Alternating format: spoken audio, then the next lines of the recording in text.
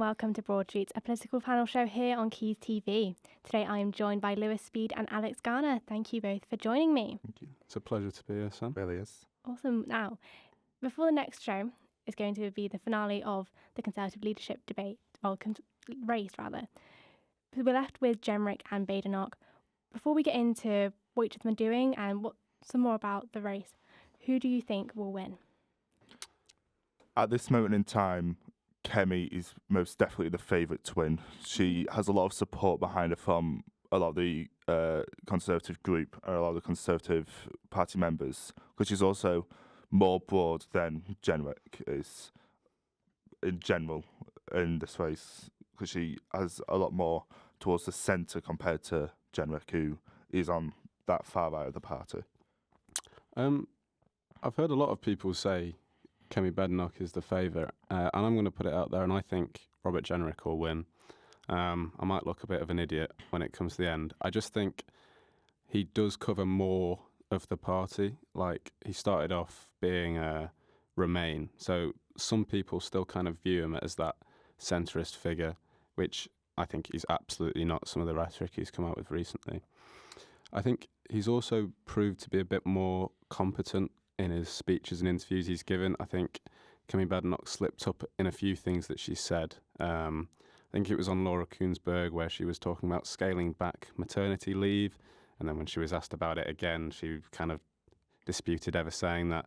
I think she's had a few gaffes, whereas Robert Jenrick is maybe seen as the more sensible candidate. But I think they're actually both quite similar. It's just kind of which side of the coin you really want, really. Yeah, and so we had their first TV debate on GB News, and Alfie's more right here, that the majority of people, most of the audience did put their hand up in support of Badenoch, and you're right again, Lewis, about she's a bit on and off with what she's going to say. She made one comment about the civil servants, saying that a good portion of them should be, sent to prison, which I guess not everyone who is a Conservative member wants to hear. But Jenrick has said that he thinks that it's neck and neck race, whereas the survey shows that Badenoch's actually 24 points ahead of him. So maybe you will look silly when it all comes to the end of it, Lewis. Maybe, yeah. Maybe. So we saw that GB News debate, and Jenrick focused on one big issue really, immigration. Yeah. Which is something that would appeal a lot to Reform voters, a major topic in the Reform campaign. Do you think if Jenrick gains the support, if Jenrick wins the race, could we see a return of now Reform voters to the Conservative Party? Potentially, but he's also missing the wider point of he needs to capture the Lib Dems as well. He's missing that chunk. How come? Because obviously Reform they got 4 million votes, got 5 seats. In the system what we've got, they need to worry more about getting those seats, not the votes. If the Conservative Party can capture both Labour and the Dems, they'll have a wider chance of getting back into government. If they capture the Reform voters, they're going to get 10 seats more. That sort of era. So it's looking at that wider picture and looking at how getting the votes are important, yes, but it's also getting them seats that they might struggle with in the next election. Yeah, I think both parties there, there's a lot of rhetoric about immigration, and I think that will appeal to the Conservative members. They tend to be a lot older, a lot more right-wing than maybe your average even Conservative voter. I think it's just whoever gets the rhetoric right, and I think Jenrick talks a lot about the ECHR, and I think he's just kind of trying to find his Brexit, if you know what I mean. That's what Nigel Farage had. It was kind of like a protest vote. And I think that's something that can get a lot of undecided voters out, or people that think, I'm not going to bother to vote, they're all the same. If you kind of have a point that you're really going for, like Brexit, then I think that's what he's kind of aiming for. Because I think that's sort of what the Conservatives lacked in the last election. They didn't really have anything to fight for. With all the scandals that happened, that didn't help. And I know Lee Anderson, who is now a Reform candidate, said that they're going to have to fight the election on a mix of race wars and kind of gender ideology and stuff like that. And I think that is kind of the thinking of maybe both parties there. I think it's always going to be something that they're going to have to talk about a lot. And unfortunately, I think it's just whoever's viewed as being tougher on immigration is probably the one that will end up winning the contest. I mean, one topic that unexpectedly came up, as we've already mentioned, is maternity leave. And in fact, just being a woman within the Conservative Party, Christopher Trope, who is a Conservative MP, has basically said that Kemi Badenoch can't be the leader because she's too preoccupied with her own children. Conservatives are the only party that have had women as a Prime Minister. Is that fair on Kemi Badenoch? Absolutely not. It shows more of a strength, I see, as juggling.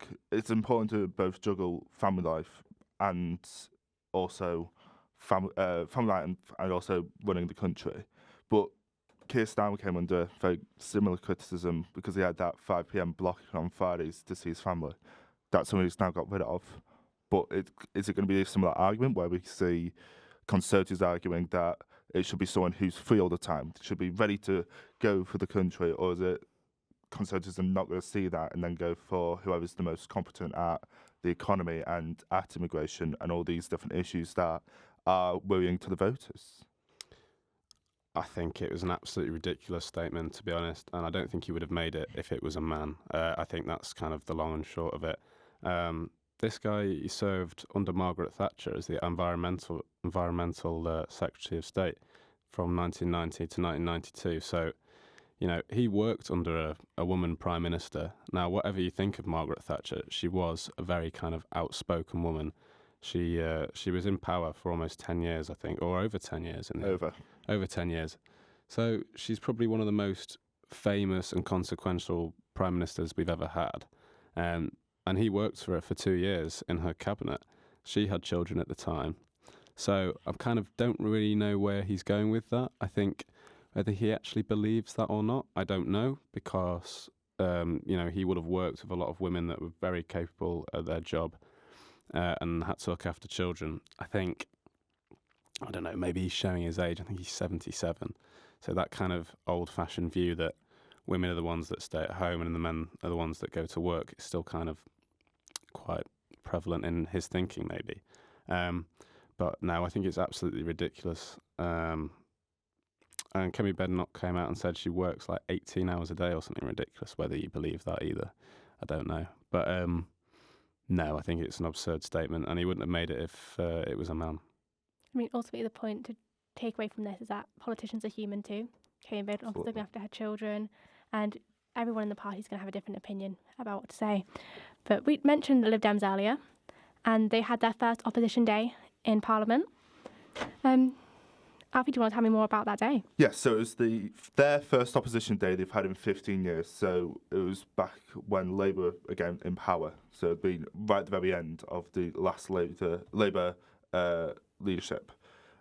They had 2 topics to discuss. It was carers allowance and then access to primary care. It was their 2 biggest issues during the election campaign. Obviously, Ed Davey is a former carer and still cares for his child. It was part of the manifesto. They called for a £20 increase in carers allowance, but also he said during a House of Commons debate that it's not fit for purpose, the current system. What is the current system? So the current system is you get, I think it's £151 earnings limit, and when you go a penny over, you lose the entirety of it. So £151 and 1p, you lose all your carers allowance.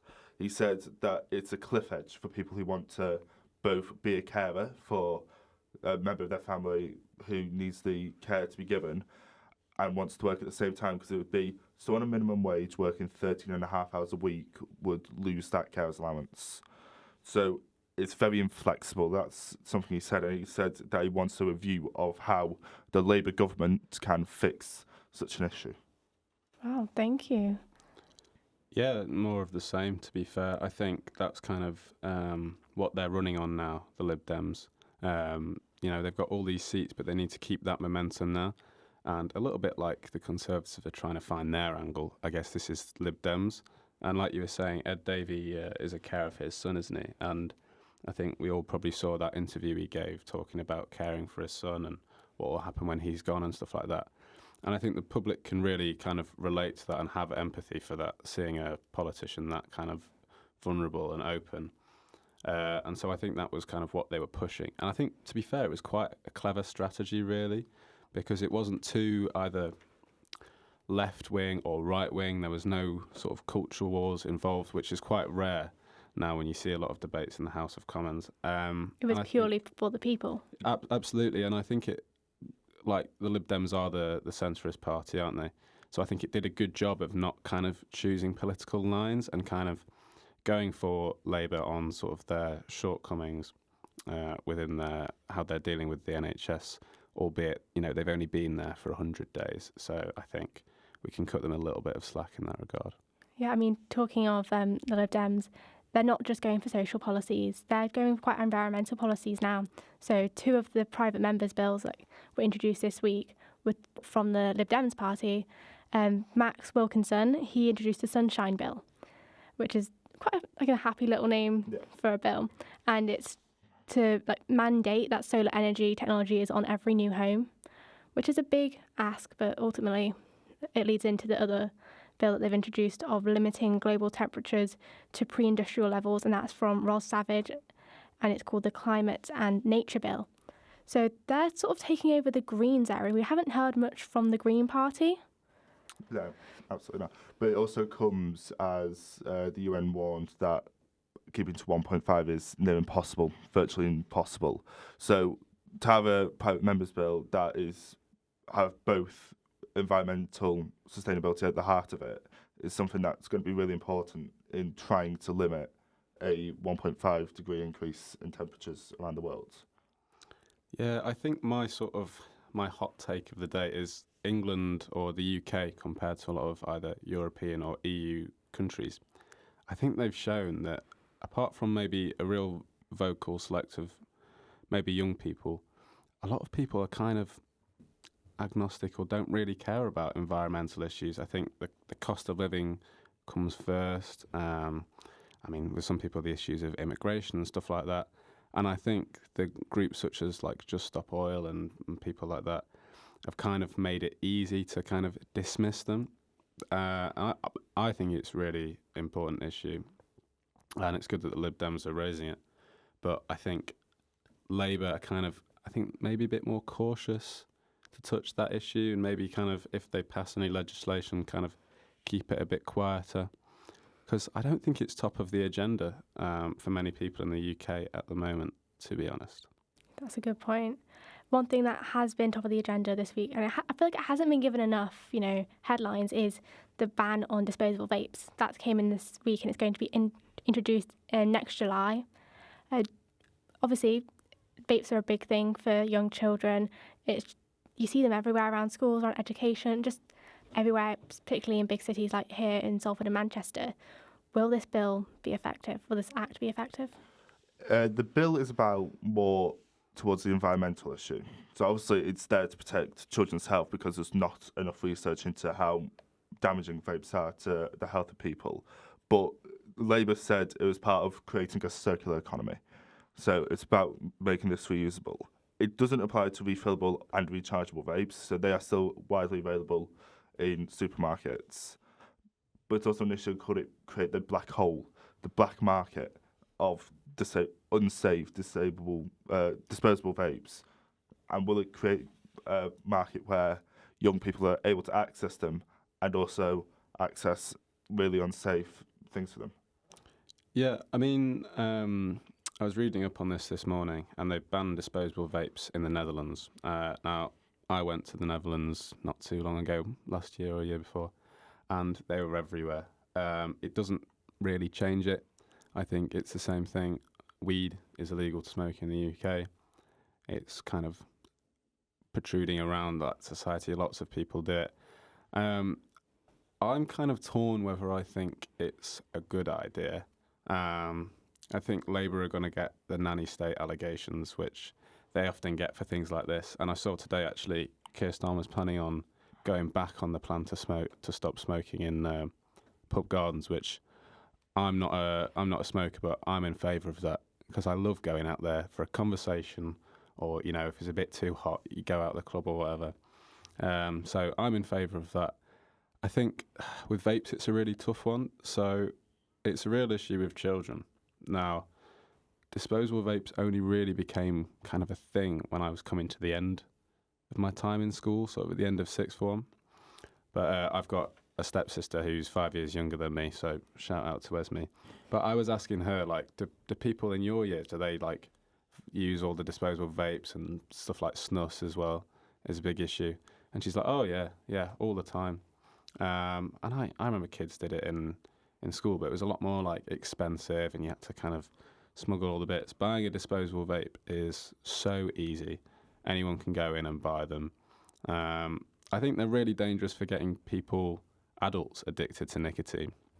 Now, I'll put my hand up. I've vaped sometimes on a night out with a disposable vape because it's so easy. It's so much easier than smoking a cigarette. It doesn't smell. If you've had a bit to drink, you just do it. And it's so easy to kind of get in that cycle. And I've seen so many people that don't smoke cigarettes, never smoke cigarettes. They get really addicted to this stuff. So I think to make it less accessible, I think is maybe a good thing. I have no issue with vaping, especially in the cases of people stopping smoking. But yeah, I think it's so easy to buy these disposable vapes, and people that would never ordinarily get addicted to nicotine end up in that kind of bad cycle, children and adults as well. Whether it would actually work and stop it, I'm not sure. Only time will tell. Yeah, I'm not sure. We don't actually know the full effects of vaping long term either, and it could create even more stress for the NHS. The NHS is already under a lot of pressure. We've got 7 million people on the waiting lists. And just this week, Wes Streeting said that he can't guarantee patients won't be on hospital trolleys this winter. Now, if we look at that alongside the cuts to winter fuel payments, there's going to be a lot of people suffering this winter, especially in NHS hospitals. A lot, yeah. It also comes down to what's needed to fix the NHS, because Wes Streeting has previously said that the NHS is broken. And this week launched a consultation on how to improve things. But it's a question, how do you, A, fix the broken system that the NHS has, B, how do you make sure it's got enough funding so it can do that, and then it's C, where can you find places that the NHS isn't functioning correctly? It's about finding them places and then fixing them core issues. Do you guys think it's helpful that Wes Streeting and the government have reached out to the public to get their say in, to sort of include the public in this decision? I mean, granted, a lot of the popular things that we've seen that come out of this, like having a spoons at hospitals, they're not going to be taken seriously. But will the idea of opening to a public forum be beneficial for the NHS? Well, I was going to say on the last point as well, I've got a lot of empathy for Wes Streeting, because I feel like in his interviews where he's talked about it, he's had to be very honest. He's not promising things that are just unattainable. You can kind of feel like he's had cancer in the past, he's kind of gone through the NHS. So I kind of do feel like he has a lot of empathy for that. But there's only so much you can do in those 100 days, and the NHS is completely broken. Back to the point about opening it to the public, I'm not sure. People are very anecdotal, and people maybe don't understand how the systems work. For example, I was speaking to my nan the other day because my granddad was in hospital, and it was quite a small hospital, and my nan was complaining about these nurses, and when she was saying what they were doing, they were just doing their job, So I think a lot of people kind of don't understand how the NHS systems work, which is maybe difficult. I did find a lot of the suggestions very funny on Twitter. I thought it was very British way of answering them. One was combining hospitals with IKEAs. Yeah, it's an issue that personally I don't think having the public helps as a consultation idea, because it's about having people who are at the top of the game, having those people with the experience. They'll know best on how to fix the NHS. When you get suggestions like Wetherspoons in a NHS hospital, yes, it's funny and it's a good idea in principle to have those sort of establishments, but it doesn't fix the core issues, which is what the campaign's trying to do. So it comes back to that question of, should we be asking these people, should we ask experts, which I'm sure has been done, but asking the people won't necessarily fix the core foundations of the NHS. Yeah, I think, I mean, it's the example of direct democracy. So if that's something that you believe in and champion, then I think that's great. I think with the opening it to the public, I think it's maybe something that shouldn't be viewed too seriously, to be honest. I think it's not hard to do. It's just an open forum. Even if they were all serious suggestions, I don't believe that Labour staffers are going through every single one of them. To be honest, I think it's probably a little bit of a publicity stunt. Ultimately, I don't think it really matters. And I think they knew that that was going to happen. People are obviously going to take the mick with stuff like that. If you give it to the British public. Yeah, exactly. And I just thought it was quite funny. I don't think it's a massive deal. But mainly, I think it was a bit of a publicity stunt, really. I think they absolutely will be speaking to experts and deciding what they're doing themselves. So do I think it's a good idea? I think it doesn't really matter. I'm not one way or the other, really. I mean, the implementations are going to take a while to see, so we're not going to see rapid outcomes, but we have seen a rapid outcome from a trial this week. Victoria Thomas Bowen, I don't know if that rings a bell for either of you. Her name, she was the model that threw a milkshake at Nigel Farage. She's pled guilty because how could you plead not guilty for, coverage of that splashed all over newspapers, and Nigel Farage came out and said that it's a waste of public taxpayers' money. What are your thoughts? It's assault at the end of the day. Politicians are people. Yeah. So, yeah. That being said, I think if I went up to a stranger and chucked a milkshake at him, I highly doubt that would go to court. I think he would just either maybe try and fight me or look at me a bit funny. But I think Nigel Farage, to give him credit, has always been a public politician. He's always walking down the streets. I mean, I think it's all very chauvinistic. And when it's actually time to be in his constituency, he's never there. But he loves a campaign. He loves being out in public. So I think it's only a matter of time that this kind of thing has happened. I've seen it happen with Tommy Robinson, someone throwing a milkshake on him.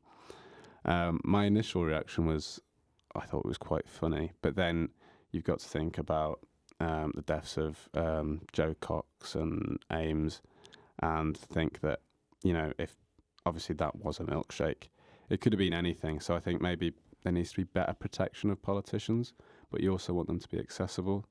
As for it going to court, I think that's a bit far. Like, I think if it wasn't so publicised and it was just, me and someone on the street, I don't think it would go to court at all, to be honest, no. No, it was a very clear-cut case. It was always going to be guilty. It wasn't going to ever have a chance of not being guilty. You could raise the argument that there's a political meaning behind it, but even then it wouldn't have much of an effect. But what it does suggest, that it's happened to Nigel Farage before. During the Brexit campaign, he got milkshakes. Nigel Farage is, for some, an easy target for these sort of attacks. Well, again, it does raise that question: do we need to better police and protect the politicians who, both at the heart of the media but also at the heart of government? Do they need more of that security presence? I would say yes. I think taxpayers would be happy to give a little bit of extra just to make sure that people aren't, having repeats of previous attacks. So it always comes back to that question of, do we need better security? I think, especially during an election campaign where anything can happen and anything will happen, it's having that basic security around politicians and also candidates running for Parliament. I think the issue with that is, do you have 24/7 security for every member of Parliament in the Commons? You just can't do it. And I think it's knowing where to spend the money and when to spend the money. I'm sure that there was a big police presence in Clacton when that happened. And ultimately, there's not too much you can do about someone throwing a missile, really. But I think people like their politicians to be accessible. And I would argue that Nigel Farage isn't actually that accessible, but that's how he kind of portrays himself a lot in campaigns. He said that he doesn't do his public surgeries anymore because it's just not safe. And but the whole milkshake incident, he kind of proved that point. But sticking on to the reform topic, he has asked 1,500 Conservative councillors to join Reform for the May elections. Do you think we'll see a rise in Reform councillors? We've just seen 2 more join Reform this week. There's definitely a chance. I wouldn't say it'll be a huge rise. I think a lot of people will stick with the Conservative motion because although they didn't do very well in the last election, they're still well respected, especially as councillors. Will we see an additional amount? For sure. There'll always be some increase with a small party, but it begs the question of how much of an increase will it be? Will it take over the Greens, who are relatively big in their councils? It's something that's yet to see. Yeah, I think it's a pretty desperate ploy from Nigel Farage. I can't remember whether I've said it on here already, but I think we were talking about it before we started. Most parties are quite bottom up, whereas Reform are very top heavy. So I might be wrong. I think they have 28 councillors, which is an incredibly low amount. To say they have 5 MPs as well, it's extremely low. Compared to the Greens have over 800 councillors across the country. And I think they're on the... No, Greens have got 4 seats, Reform have got 5. But I think that's something that Nigel Farage has noticed, and especially in the local elections next year, that's something they'll be really targeting. We've seen the rise in far-right parties doing well in local elections. I think the AfD party in Germany recently won a majority in a local election. So that's the kind of thing I think Nigel Farage will be aspiring to, because they are different to general elections, and he does have the chance to kind of build up that more core support. But I think going for the Tory councillors is a little bit desperate and a last-ditch attempt to try and get some more councillors, in my opinion. I think a lot of them would have already done that. If they wanted to move to Reform, they probably would have already done that. And again, I think Nigel Farage likes to be in the headlines, and he knows it's a way that he'll get into the headlines. Well, Richard Tice has already said this plan is working, to get Conservative councillors to change their shade of blue. So we could see the effects of this plan possibly in a few weeks, because we've already seen 2 more councillors join this week, but ultimately we'll see in May when the local elections happen. Yeah, I don't think they'll be too worried, to be honest. I mean, it's a slight concern. There was 2 in Aberdeenshire that went to Reform, although one had already left the Tory party before he went to Reform. So effectively they didn't really lose anyone there. I don't think they'll be too worried. This happens fairly often, especially councillors will more often than not go independent rather than switch parties. But I think within the hierarchy of the Conservatives, I think this is just part of the course, and I don't think they'll be too worried now. No, it is about finding out whether or not they were likely, because Conservatives still have thousands of councillors across the UK. They're not going to be worried, even if there's plenty of Nigel Farage Reform councillors, because they'll still have that base that they can cling on to. It's more about whether or not to fight the left or the right within the May elections, and it will be a clear-cut case and it can also be a measure of how good Labour's doing in this current Parliament. Are they doing enough to help the public? Yeah, so we could always see an effect coming from the Conservative leadership race, which, as we said, is coming up in the next few weeks. Alfie, you said that Badenoch will win, and there was something that Jenrick will win. So we'll find out for next time. Right, this is it for Broadsheets today, and I'll see you next time. Thank you. Cheers. Thank you. Bye-bye.